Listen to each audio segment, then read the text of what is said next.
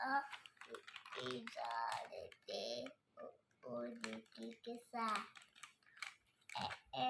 अभी आ गए 11 पकड़े हाथ मैं दूसरा का नाम दिया अरे वाह ये तो बर्गर हमारा एक दूसरे का नाम पुकारा। नहीं हाँ पुकारा होता है। हाँ मुझे वो नहीं पता अरे पुकारा आता है पोयम में। क्यों आता है? क्या आता है? ऐसी होती है। मैम को भला बोलना है। मैम को मना कर दूंगी। हाँ। मेरा गुड्डा मेरे भी छू रहा। रुको रुको रुको। बाय लड्डू। बचा हुआ सामान जो था वो भी आने लगा है धीरे धीरे करके। होप सो जल्दी आ जाए। इसके अंदर क्या है वो मैं आपको थोड़ी देर बाद बताऊंगी।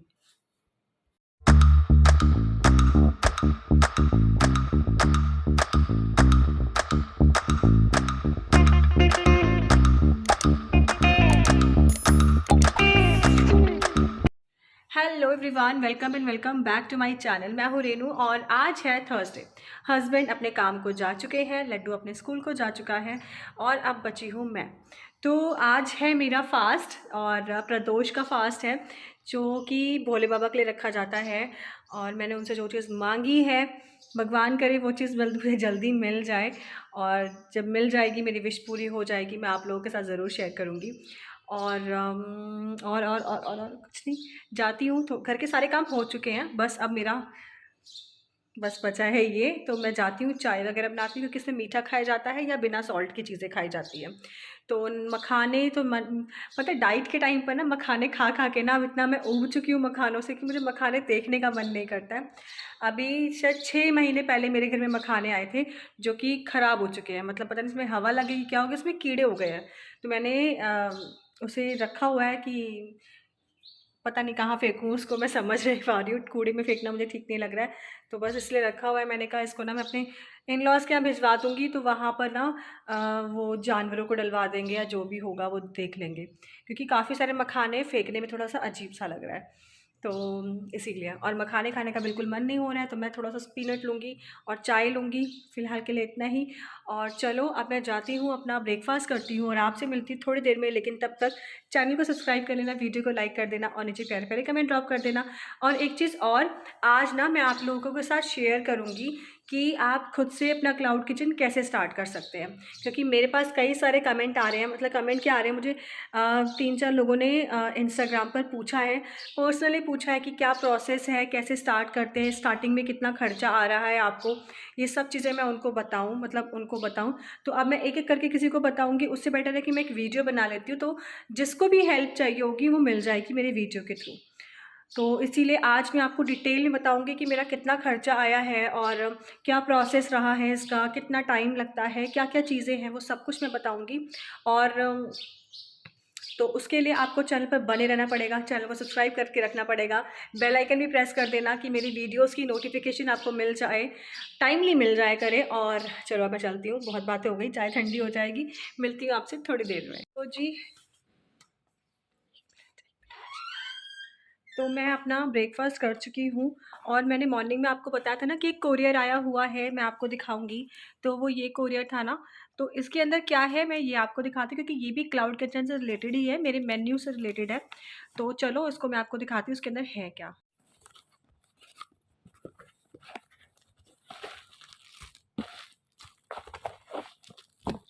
तो इसके अंदर मैंने मँगाए हैं ये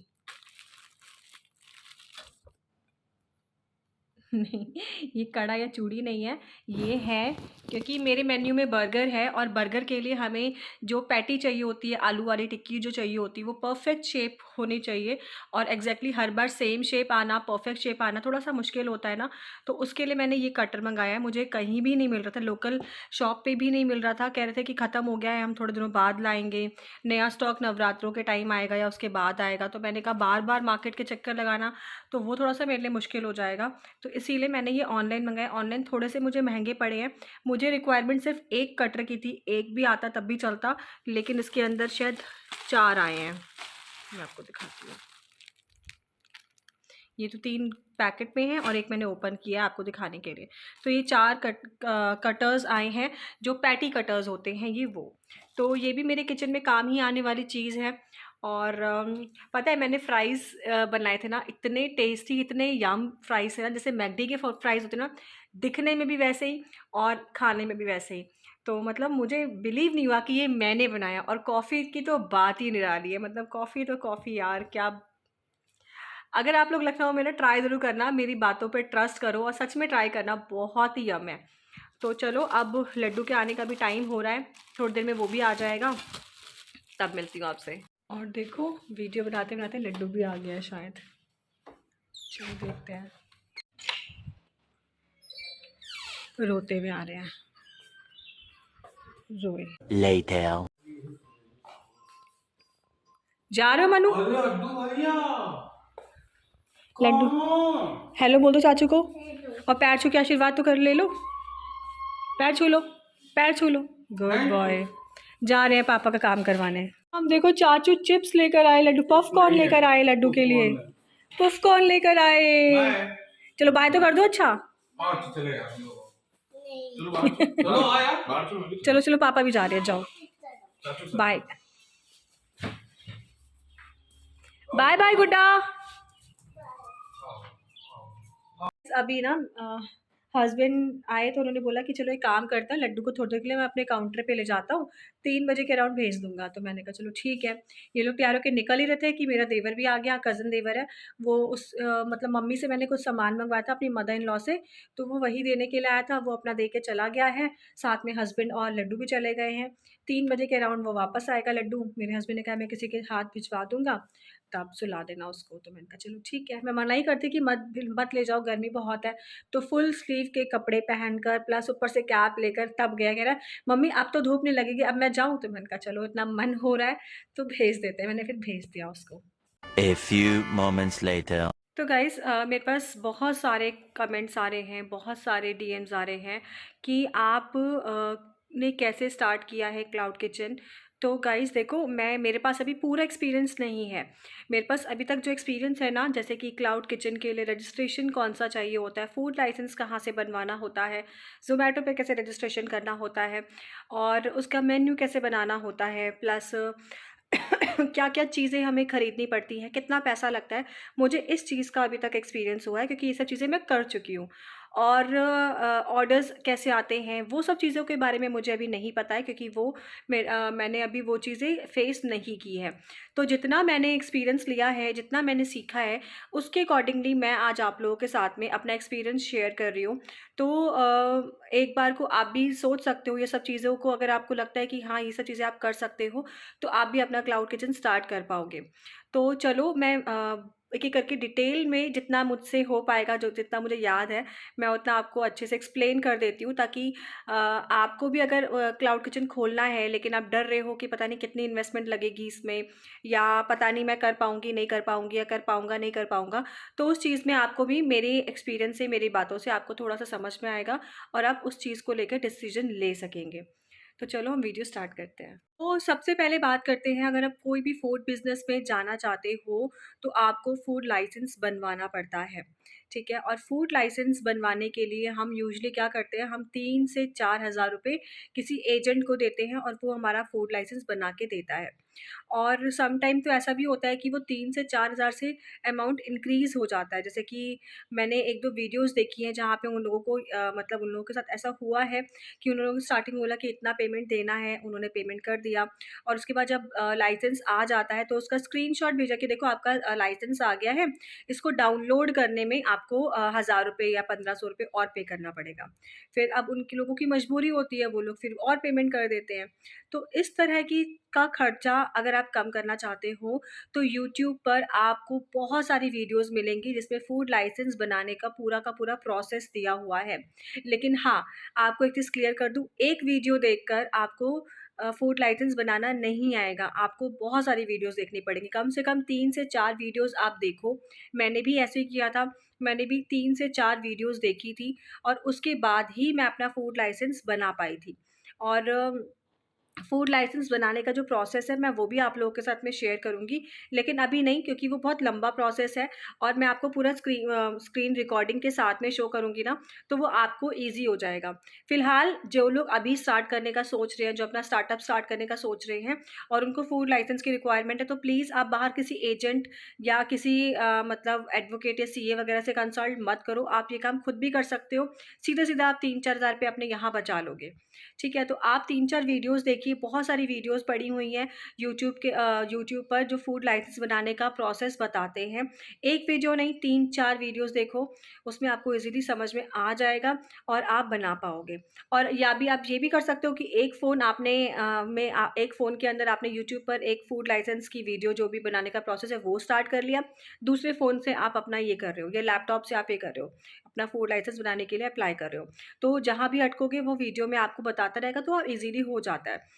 तो पहला चीज़ ये कि आपको फूड लाइसेंस बनाना पड़ता है और चाहे ज़ोमैटो पे आप रजिस्टर करना चाहो या फिर आप कोई भी खाने वाला से रिलेटेड कोई भी बिज़नेस स्टार्ट करना चाहते हो ना, तो आपको वहाँ पर फूड लाइसेंस की रिक्वायरमेंट होती है, उसके बिना आप नहीं स्टार्ट कर सकते हो।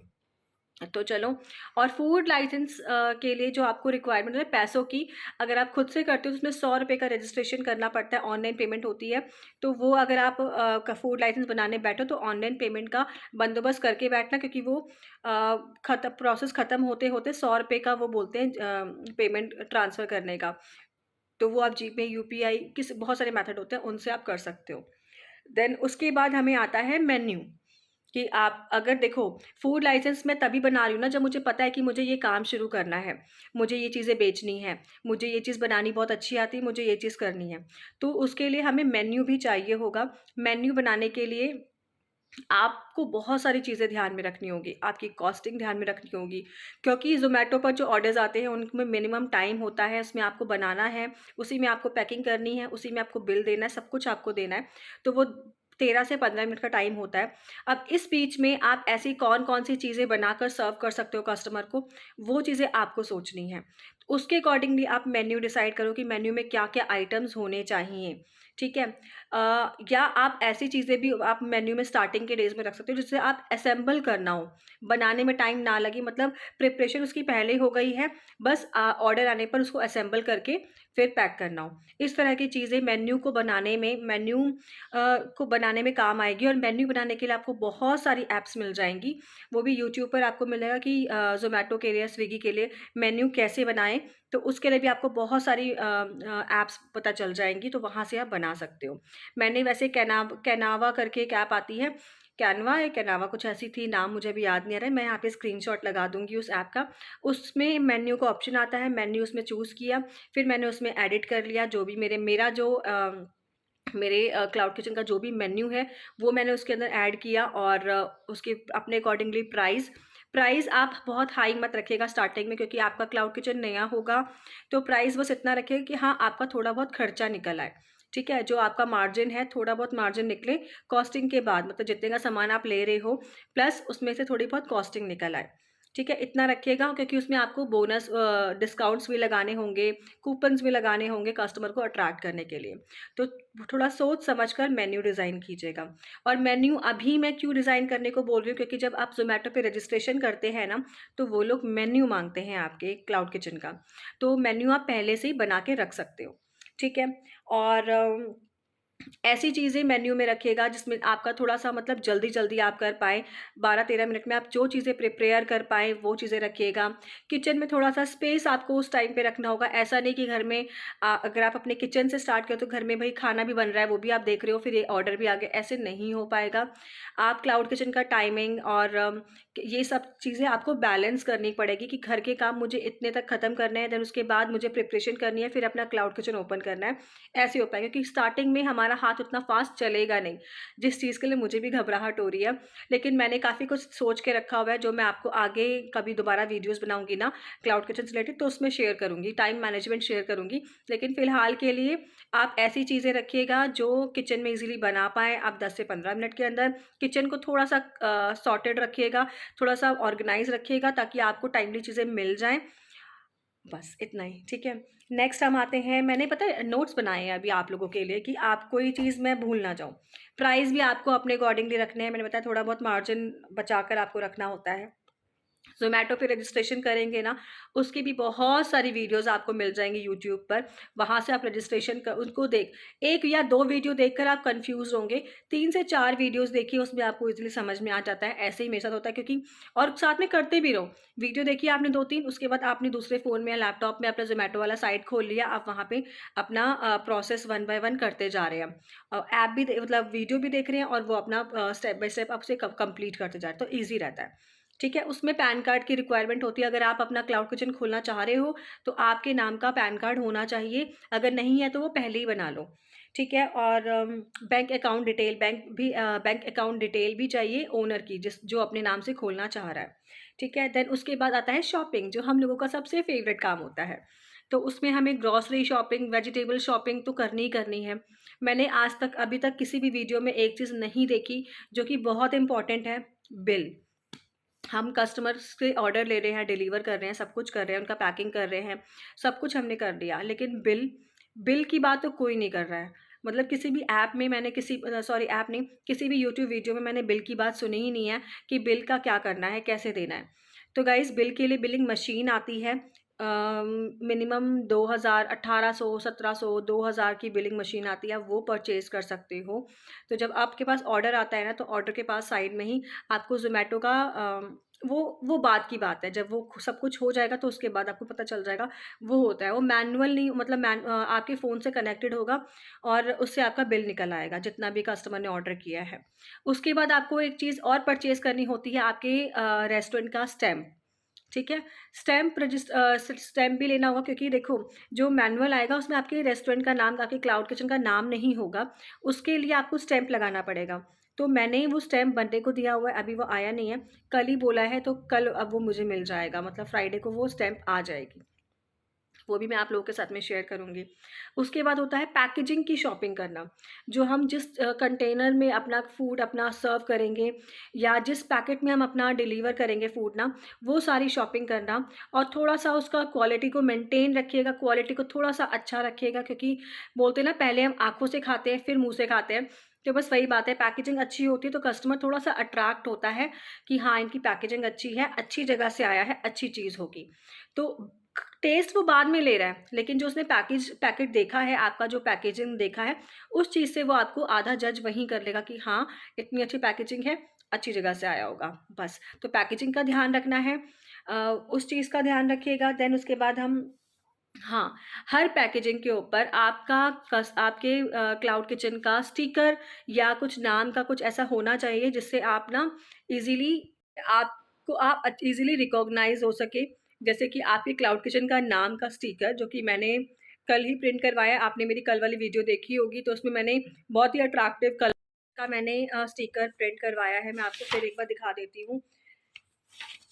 इस तरह के स्टिकर्स होते हैं, ये आपको खुद प्रिंट करवाने पड़ते हैं, तो इसके लिए आपको खुद जाके प्रिंटिंग प्रेस में, जहाँ पे प्रिंटिंग का काम होता है, वहाँ आपको जाना पड़ेगा। डिजिटल प्रिंटिंग का काम जहाँ होता है, वहाँ जाना होगा। डिज़ाइन वगैरह वो लोग थोड़ा-सा हेल्प करते हैं, उसको अपने अकॉर्डिंगली आप चेंज करवाइए, या जो भी अगर आपको पसंद आता है उनका डिज़ाइन किया हुआ स्टिकर, तो आप उसी को प्रिंट करवा सकते हो। अदरवाइज़ आप खुद से डिज़ाइन करवा सकते हो, खुद उनको बता सकते हो कि हमें ऐसा नहीं, हमें ये डिज़ाइन चाहिए, मैंने सर्कल शेप लिया है, आप स्क्वायर यूज़ कर सकते हो, रेक्टेंगुलर शेप यूज़ कर सकते हो, जो भी आपको ठीक लगे, वो आप यूज़ करो अपने मतलब स्टिकर के लिए। क्योंकि हर कंटेनर के ऊपर अगर आपके स्टिकर का नाम होगा ना, तो कस्टमर को थोड़ा-सा उसके माइंड में वो नाम चला आ जाता है, तो नेक्स्ट टाइम ऑर्डर करता है ना, तो एक बार को ये भी प्लस पॉइंट है कि अगर उसको आपका किचन का नाम याद है और खाना अच्छा लगा है, तो वो भूलेगा नहीं है नेक्स्ट टाइम ऑर्डर करते टाइम, वो कहेगा वहीं से ऑर्डर करते हैं जहाँ से लास्ट टाइम ऑर्डर किया था। तो ये थोड़ा-सा आपके किचन का प्रमोशन ही करता है, इसीलिए। और ये सारी चीज़ें ना इतना मत खरीद लीजिएगा कि आपका पूरा बजट बिगड़ जाए। मैंने कंटेनर्स वगैरह में जो भी मेरा खर्चा हुआ है, वो 5,500 रुपए का खर्चा हुआ है, पैकेजिंग का सामान जो आया है। थोड़ा-सा मैंने क्वालिटी का ध्यान रखा है इसलिए। देन अभी तक जो भी ऐसी ग्रॉसरी जो कि लंबे टाइम तक चलेगी, जिनकी एक्सपायरी 1 साल तक की होती है, 6 महीने की होती है, उसमें मेरा भी अप्रॉक्सिमेटली 50 टू 100 रुपीज़ लग चुका है। 52 नहीं, ज़्यादा ही लगा हुआ है, मतलब ऑलमोस्ट 5500 रुपए लगा है। और ज़ोमैटो पे रजिस्ट्रेशन कराना बिल्कुल फ्री है, उसमें 1 रुपए नहीं खर्च होते हैं। उसमें जब ये सब आप रजिस्ट्रेशन कर लेंगे ना, तो उसमें आपको 3 प्लान चूज़ करने को बोले जाते हैं, जिसमें उनका कमीशन होता है। फर्स्ट मंथ मैंने जो प्लान लिया है, उसमें मेरा 27% हर महीने मुझे पे करना होगा, फर्स्ट मंथ को छोड़कर। मतलब पहले महीने का जो भी अर्निंग होगी, वो सारी मेरी होगी, लेकिन सेकंड मंथ से जो भी मैं उस पे अर्न करूँगी, उसका 27% वो लोग रखेंगे, लेकिन उसके बदले मुझे वो बहुत सारी सर्विसेज दे रहे हैं, जैसे कि मैं किसी भी टाइम पर उनसे मेल के थ्रू बात कर सकती हूँ, मैं अपनी प्रॉब्लम का सॉल्यूशन उनसे मांग सकती हूँ। ओह, लाइट चली गई तो मैं बाहर आ गई हूँ। तो मैं मेल के थ्रू उनसे सारी प्रॉब्लम्स वगैरह जो भी मुझे आ रही है बीच बीच में, वो मैं सॉल्व कर सकती हूँ। टाइम टू टाइम वो भी मुझे नई नई चीज़ें एडवाइस करते हैं, और बहुत सारी चीज़, बहुत हेल्प मिल जाती है। इस तरह के प्लान्स हैं, और एक में है कि सिर्फ़ आप, और हाँ, मतलब मेरे रेस्टोरेंट की जो ऐड होंगी वो 1000 चलेंगी या 20,000 चलेगी, वो अकॉर्डिंग टू योर प्लान होता है, जो आप प्लान चूज़ करेंगे। तो मैंने मैक्सिमम वाला चूज़ किया है, और आप चाहें तो आप मिनिमम वाला भी चूज़ कर सकते हैं। लेकिन मुझे इस बारे में कुछ भी नॉलेज ज़्यादा थी नहीं, तो मैंने कहा चलो कोई बात नहीं, लेकिन हेल्प मिल जाएगी तो कोई प्रॉब्लम नहीं, 24 की जगह 27% जाएगा, कोई प्रॉब्लम नहीं है। और हर प्लान में आपको पे करना है, किसी में 22% पे करना है, किसी में 24 करना है, किसी में 27 करना है। उसी के अकॉर्डिंग आपको सर्विस मिलेगी ज़ोमैटो से, ठीक है? और तो ये सारी चीज़ें आपको चाहिए होती हैं। बिलिंग मशीन किसी भी यूट्यूब वीडियो में नहीं बताई है किसी ने भी कि बिलिंग मशीन की रिक्वायरमेंट होती है। स्टिकर्स आप अपने अकॉर्डिंगली, क्योंकि आपने पैकेजिंग देखी भी होंगी कि जो हम ज़ोमैटो से, स्विगी से मंगाते हैं, उनकी टेप लगी होती है।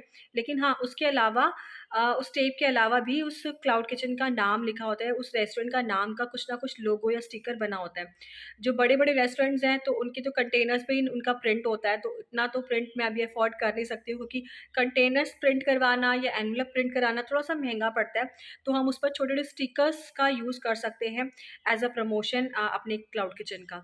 और इसके अलावा हम, जब ये सारा प्रोसेस कंप्लीट होता है ना, तो हमें ज़ोमैटो की एक दूसरी ऐप डाउनलोड करने को बोलते हैं, और उसी में हमें ना मतलब टेप के लिए बोलते हैं कि टेप के लिए अप्लाई करना होता है। ज़ोमैटो की जो टेप होती है उसके लिए भी हमें अलग से अप्लाई करना होता है, जो कि विदिन 15 डेज़ आती है। तो मैंने 1 अक्टूबर को मुझे पता चला था, क्योंकि 28 को मैंने मेरा ये 28 या 29 को मैंने सारा काम कर लिया था, लेकिन मुझे टेप के बारे में नहीं मालूम था। एकदम से फर्स्ट को मुझे याद आया कि यार, पैकिंग के लिए टेप कैसे आएगी हमारे पास? लाइट भी आ गई। तो टेप कैसे आएगी? उसके लिए भी हमें अप्लाई करना पड़ता है, वो उस नई ऐप में, वो ब्लू कलर का ज़ोमैटो वाला जो पार्टनरशिप वाला ज़ोमैटो वाला होता है ना, इसके अंदर आपके ऑर्डर्स आएँगे, मेन्यू आप एडिट कर सकते हो, उस वाले ऐप के थ्रू आपको अप्लाई करना होता है टेप के लिए। तो अभी तक मेरी टेप आई नहीं है। टेप देखो कब तक आती है, हो सकता है 1-2 दिन में आ ही जाए। और बस इन्हीं चीज़ों का ध्यान रखना होता है। और एक चीज़ और आपको बताऊँगी कि जो कंटेनर्स हैं ना, अगर हम अपनी लोकल शॉप से खरीदते हैं या ऑनलाइन लेते हैं ना पैकेजिंग के लिए, मैं पैकेजिंग के लिए बोल रही हूँ, जिन बॉक्सेस में, जिन कंटेनर्स में आप अपना खाना प्रोवाइड करोगे ना, वो। तो अम, वो जो बॉक्सेस होंगे ना, आपके नियर बाय जो मार्केट होगी ना, घर के पास वाली मार्केट या आप ऑनलाइन, वहाँ थोड़े महँगे मिलेंगे। तो अगर आप ये काम शुरू करना ही चाह रहे हो, तो हर शहर में एक ऐसी मार्केट होती है जहाँ पर ये सब सामान की अलग-अलग, हर सामान की अलग मार्केट होती है। जैसे कि आप जानते हो दिल्ली में पुरानी दिल्ली जो है वो स्पेशली थोक के सामान की है। जैसे कि वहाँ पे शादी की शॉपिंग के लिए लोग जाते हैं, क्योंकि वहाँ पे बहुत सारी साड़ियाँ आपको इकट्ठी लेनी होती है। वैसे ही ज्वेलरी के लिए एक अलग मार्केट होती है, और डेकोरेशन के सामान के लिए अलग मार्केट होती है। वैसे ही पैकेजिंग का जो सामान मटीरियल होता है ना, उसकी भी एक अलग मार्केट होती है, और वो हर शहर में है। इंडिया के हर शहर में, इंडिया के बाहर का मुझे नहीं पता है। तो इंडिया के आपको हर शहर में आपको वो ऐसी मार्केट मिलेगी। बस थोड़ा-सा आपको देखना है कि वो मार्केट कहाँ पर है, थोड़ा-सा दूरी होती है, वैसे मेरे घर से भी थोड़ी दूर थी। तो वहाँ जाएँगे ना आप, तो आपको वहाँ पे आपका आधा पैसा बच जाएगा।